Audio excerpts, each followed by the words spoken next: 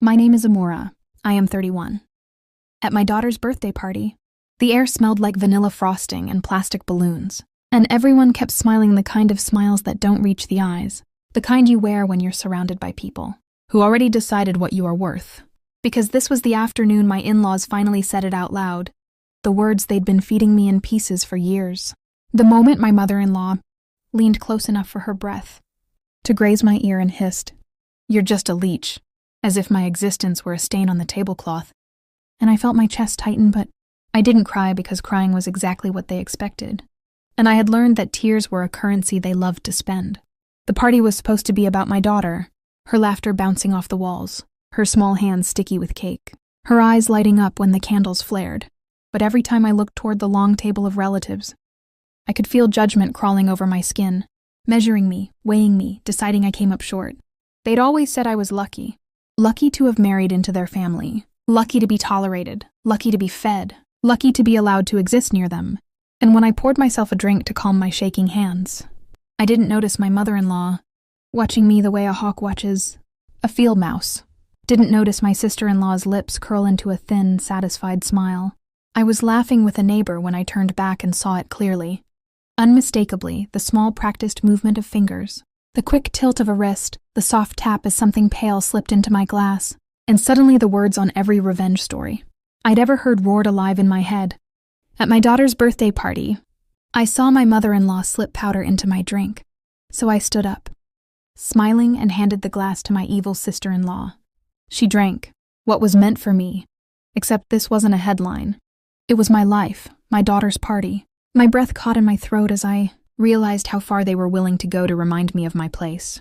I didn't scream, didn't call anyone out, because fear sharpened my focus instead of dulling it, and I watched my mother-in-law's eyes flick toward me, daring me to react, daring me to make a scene so she could call me dramatic, unstable, ungrateful, the same labels she'd always slapped on me when I defended myself. The memory of her whispering leech still burned, and suddenly every insult lined up neatly in my mind. Every time they said I was living off their son, every time they counted what they gave me and ignored what I gave back. The nights I stayed up with a sick child while they slept, the meals I cooked, the smiles I forced. My sister-in-law laughed too loudly at a joke someone else told, pretending not to notice my gaze, pretending innocence while standing so close to my drink. Her elbow brushed the table, and I realized then that this wasn't just cruelty, it was entitlement, the belief that they could do whatever they wanted to me and I would swallow it, literally and figuratively. My hands steadied as if something inside me had clicked into place, a calm that scared me more than panic ever had, and I wrapped my fingers around the glass, feeling its cold against my palm, thinking about my daughter's face, about what it would mean if I drank it, about how small moments like this shape a child's future without anyone noticing. I stood up slowly, the room quieting just a fraction as chairs scraped and conversations dipped, and I smiled, the kind of smile that feels like armor, the kind you wear when you decide you're done begging for mercy. And I walked toward my sister-in-law, my heart pounding but my step steady, the green banner in my mind flashing true story, because this was real and it was happening and there was no undo button. I held out the glass and said something light, something harmless, something no one could accuse me of twisting later, my voice even as I offered it to her, watching confusion flicker across her face, watching my mother-in-law stiffen, watching the calculation race behind their eyes as they realized I wasn't playing the role they'd written for me. The room held its breath as the glass changed hands, and in that suspended second, I understood that everything after this would be different. That the party, the insults, the whispered leech, the powder meant for me, all of it was about to collide. And whether they knew it or not, they had just handed me the truth about who they were and who I would no longer allow myself to be. My sister-in-law took the glass with a laugh that was just a little too sharp, raised it like it was nothing, and drank. And the room exhaled as if the moment had passed. But I stood there watching, counting seconds in my head while my mother-in-law's face drained of color, because she knew exactly what had been meant for me, exactly what line had just been crossed. And for the first time since I married into that family, the power shifted so quietly most people didn't even notice. At first, nothing happened, and my sister-in-law smirked, clearly thinking she'd won, clearly thinking I'd tried and failed to embarrass her. But then her smile wobbled, just a little, the way a mask slips when it's been worn too long.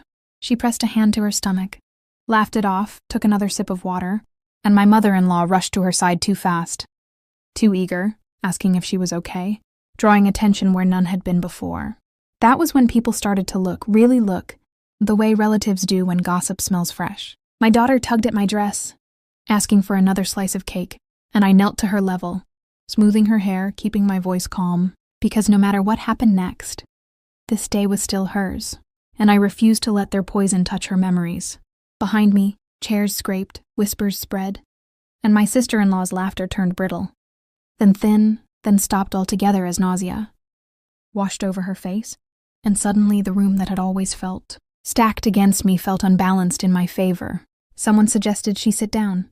Someone else asked what she'd eaten, and my mother-in-law's eyes burned holes into my back, a silent scream of accusation and fear, but she couldn't say anything without revealing everything. I remembered her breath in my ear, the hissed insult, "You're just a leech," and I realized how desperate those words had been, how badly she needed me to believe them, because if I ever stopped believing them, she lost control.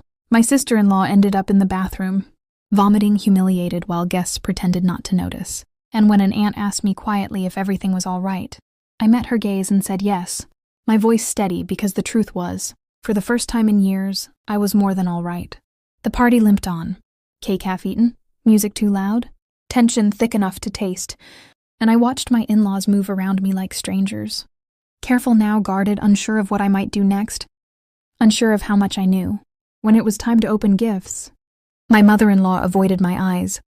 My sister-in-law stayed hidden, and I helped my daughter tear wrapping paper, cheering loudly, laughing genuinely, because joy is a kind of revenge too, one they can't argue with or twist. Later, when guests began to leave and the house emptied out, my husband finally asked what had happened, his voice low, his face pale, and I told him everything, every whisper, every look, every insult, the powder, the glass, the truth I'd been swallowing for years, and I watched something in him break and rebuild at the same time. He didn't defend them, didn't minimize it, didn't tell me to keep the peace, and that alone felt like a victory bigger than any confrontation could have been. That night, after my daughter fell asleep clutching a new toy, I sat alone in the quiet and replayed the moment over and over. The choice I made, the calm that surprised even me, and I understood that what was meant for me wasn't just poison in a glass. It was a lifetime of humiliation, of being made small, of being told I was nothing without them. But what they handed me instead was clarity. I stopped answering their calls. I stopped attending their dinners. I stopped explaining myself to people who never listened. The word leech lost its sting when I saw how desperately they needed me beneath them to feel tall. Months later, I heard they told the story differently, that I'd embarrassed them, that I was manipulative, dramatic, dangerous even. But for the first time, I didn't care about the version of me they told the world, because I finally knew my own. At my daughter's birthday party, I saw my mother-in-law slip powder into my drink, so I stood up, smiling, and handed the glass to my evil sister-in-law. She drank what was meant for me. That moment didn't just change one afternoon. It changed the rest of my life.